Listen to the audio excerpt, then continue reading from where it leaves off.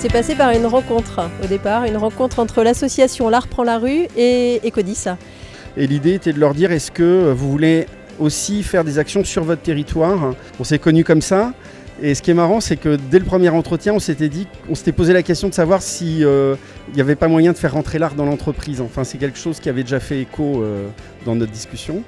Bon, au départ, forcément, un peu d'étonnement sur faire venir l'art dans l'entreprise, des street artistes, lesquels, pourquoi, comment. Donc effectivement, on a expliqué. Ensuite, on a créé un groupe de travail fait de salariés qui ont eux-mêmes choisi les street artistes. Donc chacun a donné 5 noms. Et sur les 5 personnes qui composaient le groupe de travail, 5 fois est ressorti le nom d'Ouron. Et ensuite, donc, Laurent Sanchez de L'Art prend la rue nous a permis d'être en contact avec Fabio et Elodie. Et il nous a dit ils sont OK pour venir, vous vous retrouvez sur les valeurs. Et ils sont tout contents et ils vont répondre à un brief qui correspond à ce qu'on a donné comme information sur Ecodis, la bienveillance, la diversité, le respect de la planète, etc. Et on était complètement en phase. Ecodis, oui, clairement, c'était une première, hein, c'était une découverte complète. D'abord de cette forme d'art hein, qui est un peu particulière, par 6 dimensions hein, déjà, et c'est quand même très très particulier. Mais également, ce qui a été, je pense, assez incroyable dans cette opération, c'est la rencontre qu'il y a eu entre les salariés et les artistes qui ont peint pendant les heures de travail. Hein. Et ça, il y a des choses qui ont émergé, bon, voilà, ça leur appartient, mais je sais que c'est extrêmement fort. Oui, la satisfaction est immense, à la hauteur de l'œuvre, qu'il l'est tout autant sur le mur.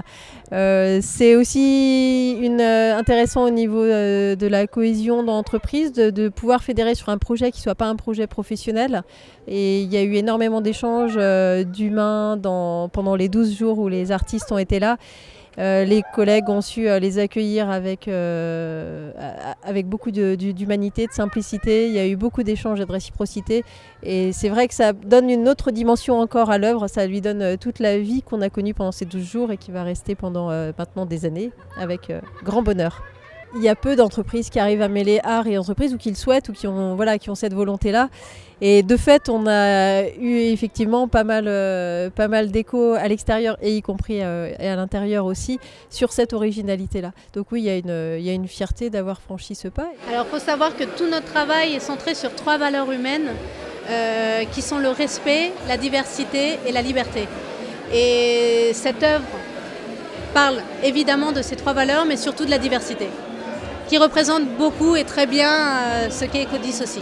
Nous, ce que ça nous a apporté pendant que nous peignions, donc on était face au mur et dos aux employés, mais à chaque fois qu'on se retournait pour prendre les pinceaux ou pour changer de peinture et qu'on les regardait, on les voyait travailler avec un rythme tellement accéléré que ça nous a donné la pêche. Et cette fresque, elle va rester pour Ecodis, pour les gens qui travaillent ici, donc c'est à eux, nous on va continuer notre chemin. Donc il faut toujours donner le meilleur de nous-mêmes. Faire rentrer l'art dans l'entreprise, effectivement, c'est magique, c'est souhaitable et c'est formidable.